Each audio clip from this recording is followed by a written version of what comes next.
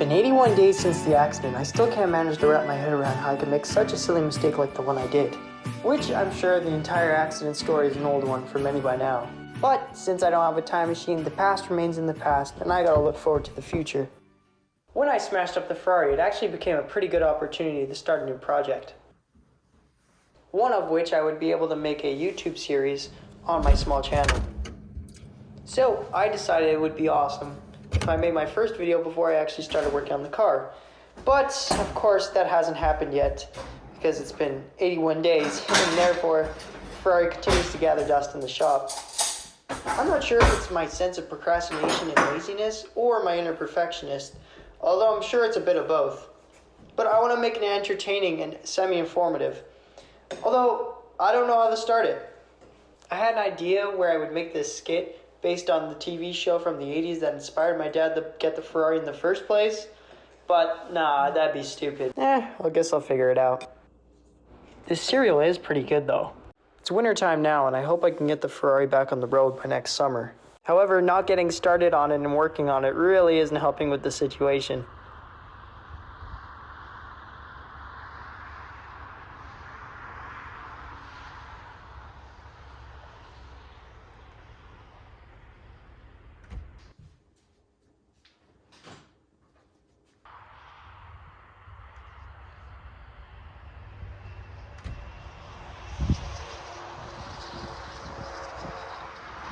It's gonna take a while because the car's in pretty bad shape and there's a lot to get done. But I think the best thing to do is just record the video and get this project started, no matter how cringeworthy it might turn out to be.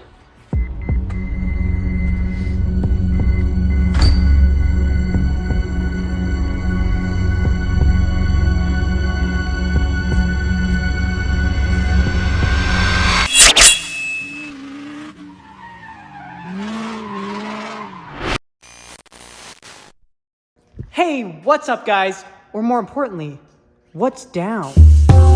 Today, I'm going to be showing you guys my newest project. It's pretty cool. This is my Pontiac Fiero 308 kit car. And it's pretty awesome. Like, super awesome. Anyway, I'm just super stoked to make this video because I haven't done anything on this car before. And I've been procrastinating on making this video, but anyway, I'm making it now.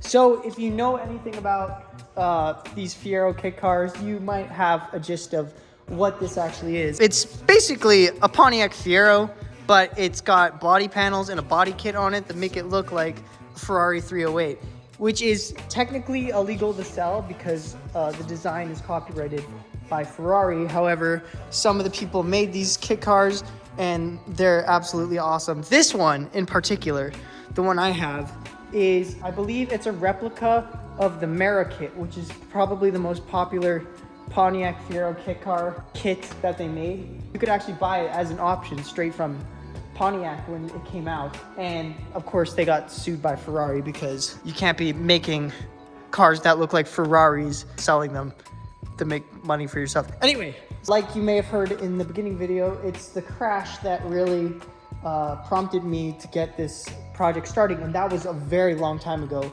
probably too long ago. And obviously this side is perfectly fine, and if you walk around it, you can't even tell anything's wrong with it. But then if you go like over here, I'll show you the damage. It got scratched right here. This is gonna be like $1,000 worth of paint. I guess scratched it a little bit. But this is literally like all the damage.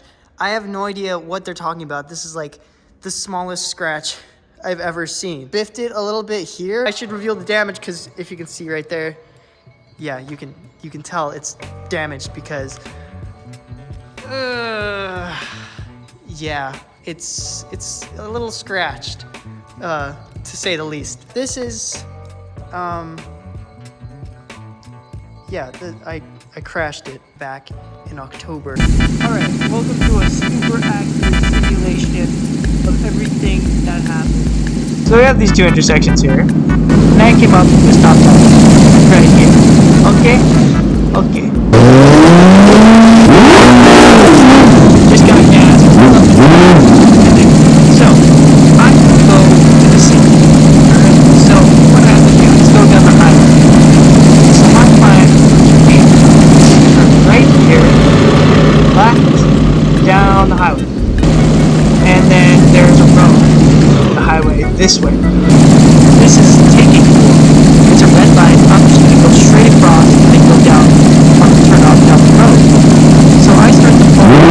Then there's this bus, alright?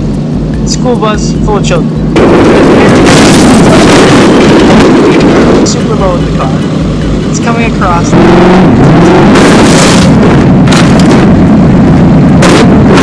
Like that. Except that full speed. And that's...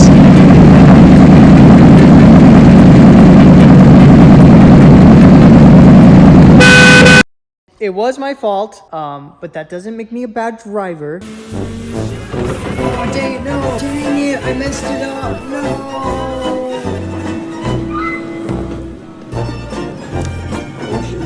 Never touch that grass. Completely unnecessary, and then I cut the grass.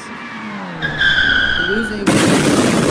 Maybe it does a little bit, but I've learned from my mistakes because the average person crashes once in their life, so technically got pretty darn screwed up. The frame is really bent here, and this frame is not, it's not good anymore. It just really sucked that I got into an accident because I really did fall in love with this car. However, the good part is that this is a fiberglass body kit, which means all of this is going to be repairable. The damage isn't as bad as it looks because the door panel is missing. The door panel is right here. And as you can see, it's pretty much one piece, and where the mirror was, it just got ripped off. And also this part here, this is the corner part of the fender where the fender meets the door. The point of this video is to be announcing my new project car because I am planning to rebuild this car so it's faster, better, everything. And that's gonna have to do with this thing right here, which is another Fiero chassis. But before I get into the details of the new build, I want to talk about how I got this car in the first place. This is based on the Mera kit, which is supposed to replicate the look of a Ferrari 308. Kit cars were a cheap way for people to have something that looked like an exotic car, and they could drive it around without having to pay the actual price for the real deal. First real kit cars that came out were mostly built on Volkswagen chassis, which were just stripped down Volkswagen Beetles. The Pontiac Fiero was just a really cool car. It was favored by all kit car enthusiasts because of its mid-engine layout, which provided handling characteristics that were similar to the real exotic cars that they made the kits on. Not to mention, it was also quite affordable compared to anything else that came before it for what it was. This right here is a 1988 frame from a Pontiac GT, and they made a whole bunch of different versions of them, of the Pontiacs back in the day, and they were like really revolutionary for what they were. And the Pontiac Fiero was basically the new mid-engine Corvette of the 80s. Really? No. Anyway, the Fiero was basically what started the main kit car industry, and pretty much like 99% of all the kit cars you see now are built on Fiero chassis. The run of Fiero only went for 4 years, but throughout that, the Fiero actually changed a lot in the final year, which was 88, which is actually this one here. So to sum up the story, the kit car culture was really blowing up when the Fiero came out, and this is where this car comes from.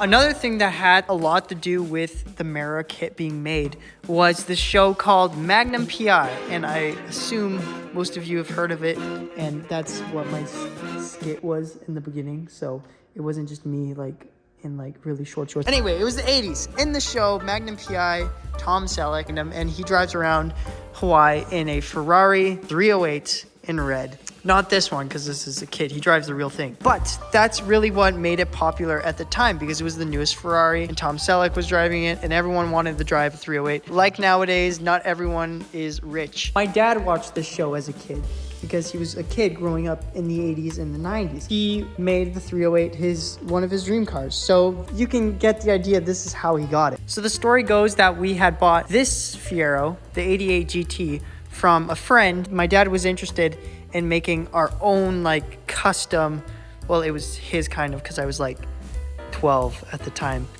But he had this idea of designing his own custom supercar type thing and then putting it on this chassis. He didn't actually initially plan to have a 308. So me and him, we stripped this down. This is how we got this chassis. And the 88 GT is the best Fiero that came out because it was the last year. Lots of things were changed on it as well, which made it a lot better. The rear suspension and engine setup on the original Fieros, they were actually repurposed front suspension off a different Pontiac that they had, which was just a front engine, front wheel drive thing. And then they pretty much just took the front and then just put it in the back of the car.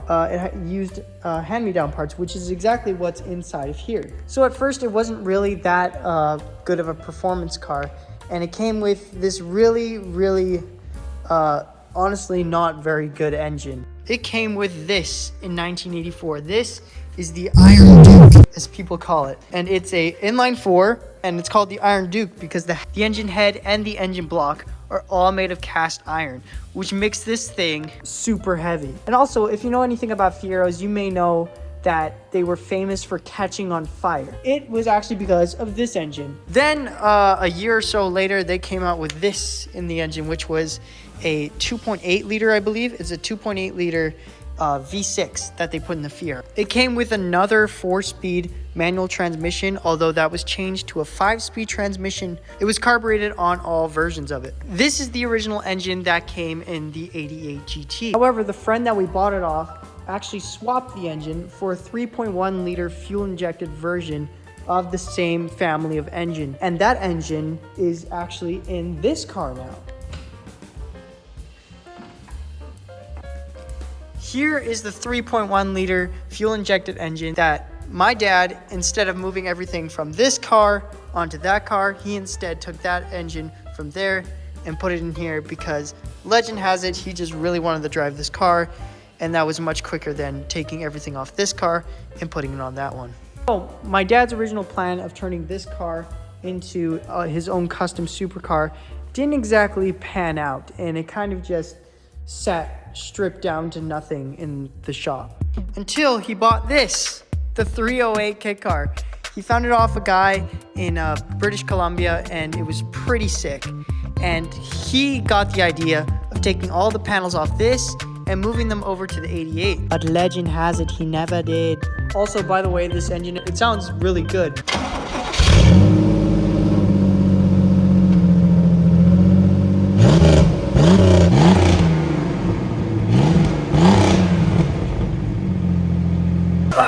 Along with the engine, we also made a few other upgrades and changes to the car, including these rims, but these are JNC 10s. They're rep wheels of, I'm not sure the exact name of what they're supposed to be replicating. Pretty nice. And these right here, these are genuine Ferrari. These are real Ferrari hubcaps. These things are worth, like, what was it again? $30. This thing's worth $30. Probably shouldn't say that because if anyone ever sees this car on the street, they're gonna take them because this is the only real Ferrari thing on the car. Apart from these, my dad also changed a bit of the interior with this center console that he fabricated out of sheet metal, along with wrapping a few parts of the car in carbon fiber. We also did a bit of brake work on the brakes. We changed the pads, I believe, and we did some work on them because they weren't working exactly right. Although they still aren't good, and we're also going to be talking about that. Anyway, and that's how my dad drove the car for years. He didn't really change much apart from getting it running and changing a few things that were bugging him, but apart from that, didn't really change anything. All in all, it just seemed like too much work for not enough reward, and eventually my dad kind of fell off of the project and kind of got sick of working on the car. That's kind of when he decided that he wanted to sell it, and the thing is, I didn't really want him to sell it. But he gave me the chance to buy it off him, and I recently just started working for him at the time, and I would be able to pay off the car while I'd be able to drive it around. And of course, I accepted because I didn't want him to sell the car because we live in a small town and someone probably would have bought it, and then I would see someone driving it around my dad's old car that was really cool. I just couldn't stand seeing someone else driving the car. It's too awesome. It's too awesome. And yeah, so that is how I got this Ferrari 308 kit car. And that's how I got my 308 kit car. And I drove it for a long time, and it is so much fun. It's like it's basically my first car if you don't count our Denali Yukon that I was driving at first. And I just got my license as well. And I was in grade 10 and when I started driving it, because I'm a bit older than everyone else in school. That's not because I'm dumb. I was driving this and it was awesome. It felt completely unreal, like being able to be in high school and just driving a car like this. It's just something that looks like a 308. Nobody knows it's not a real Ferrari, and it was awesome. Like, I get all the looks, and it's awesome. Even if it's not a real Ferrari, I have like the most fun in this car, and the Fiero is just a fun car to drive. It's so analog and like primitive. There's no power steering, there's no airbags, there's nothing, and it just drives around like a go-kart, and you're so low to the ground. Even if it's slow, you feel like you're going so fast. And it was just an absolute blast, and I drove it for months. And then, of course, eventually after driving it, the inevitable happened. And now, it's wrecked.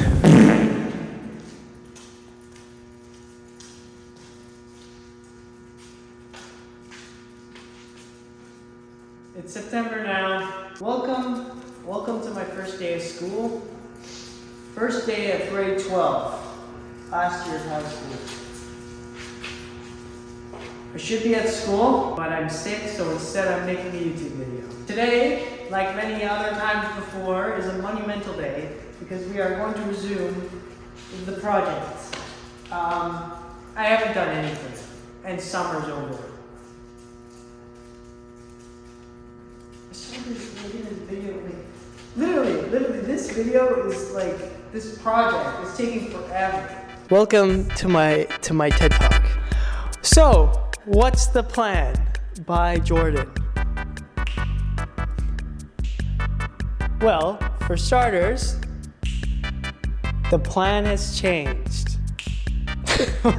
Why? Good question. I'm glad you asked. 2 reasons. Number 1, not enough monies. This is what money looks like. Number 2, not enough time. 2 reasons why I have no money and no time. Number 1, I ran out of monies. Number 2, I ran out of time getting back those monies. Let that sink in. So, what's the plan now then? That's a good question. I'm so glad you asked. First things first, I need a car to drive because it's very hard to drive without a car. Second things second, I have pretty much everything I need to make a car. Third things third, the snow is coming, aka the winter.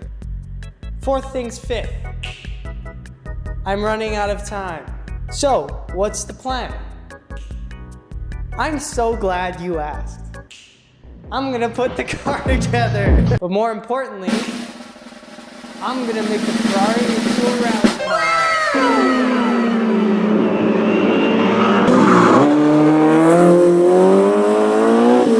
But why are you making it into a rally car? Good question. I'm so glad you asked. First reason to make a rally car.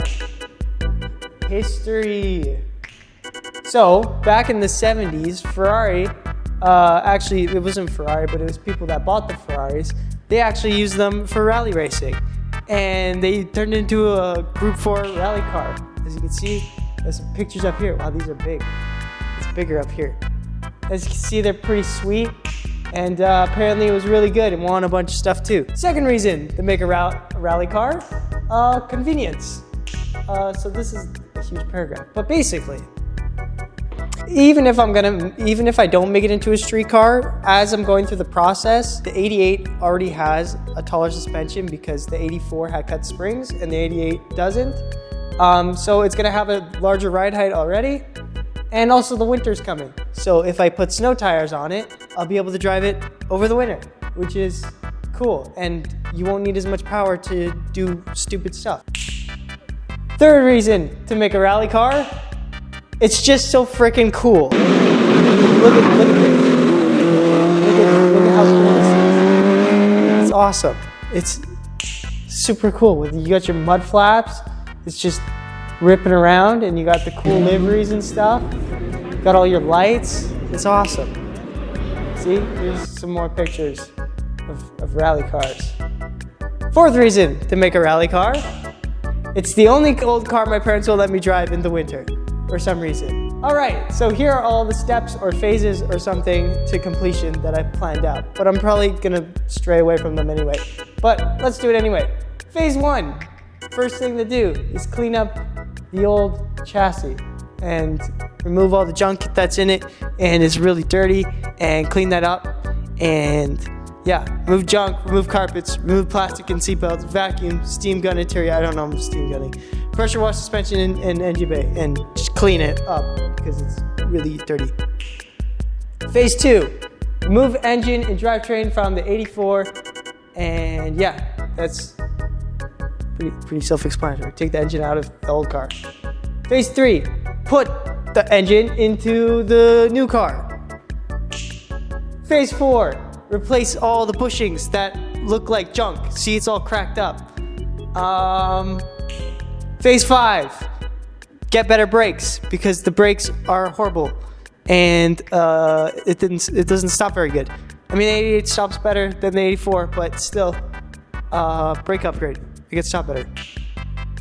Phase 6, move the fuel tank and other stuff, and roll bar and blah blah blah, and lights and other stuff. I don't know. Phase 7, body kit work. I need to fix all this because it's broken. Fix all that, and then move it to the other car, of course. Phase 8, the final phase.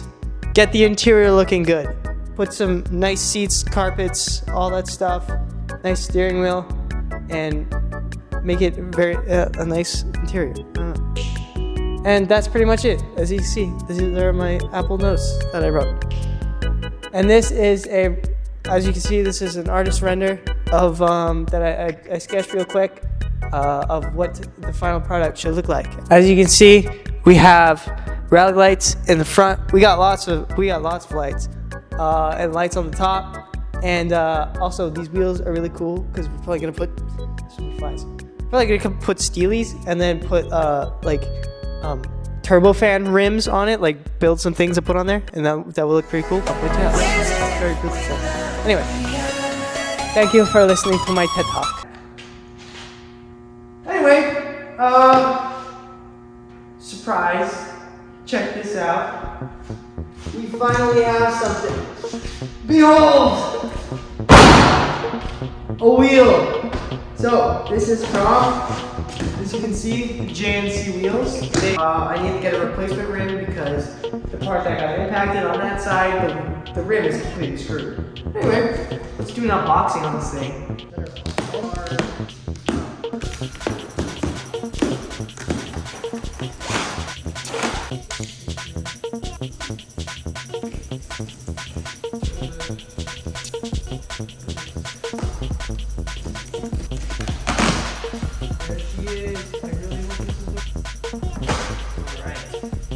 Right rim, as far as I can tell. Look at that. Oh yeah. Brand spanking new. Look at that. Sick. So, that's the wheel right there. But here they are. They look pretty spanking new. I mean, it's a rim.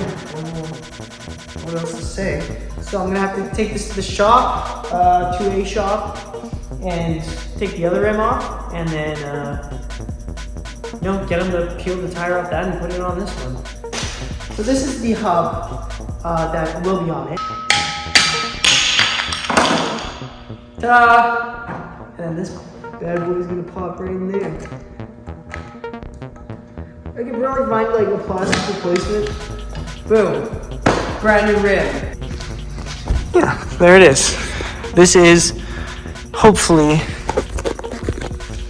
a marking, a step in the right direction for the project.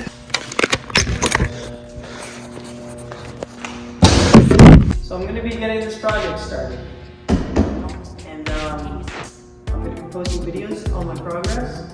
I don't know how often.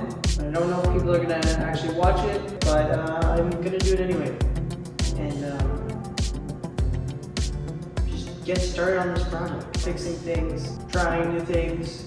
You know, it's just spent so much time procrastinating it because I don't know, I felt like a lack of motivation for a long time. I feel like this project will be fun. It'll be fun. If I actually get started on it. Anyway, if you like this video and you are excited to see more of the Ferrari project, don't forget to like and subscribe so you don't miss any of the videos that come out for it, and other cool content that I might post about different car projects and stuff. If you're interested and if you just found my channel, I post mostly random stuff, but of course I'm a big car guy, so I do love car stuff. I like making cars, trying cars, playing video games, all that good stuff. Anyway, if you want to see more content like that, like and subscribe, hit that bell notification so you don't miss another one of my videos. Comments, do all that good stuff because I really appreciate it. Wow. Anyway, hope you guys are excited, and I'll see you guys in the next one. Ciao.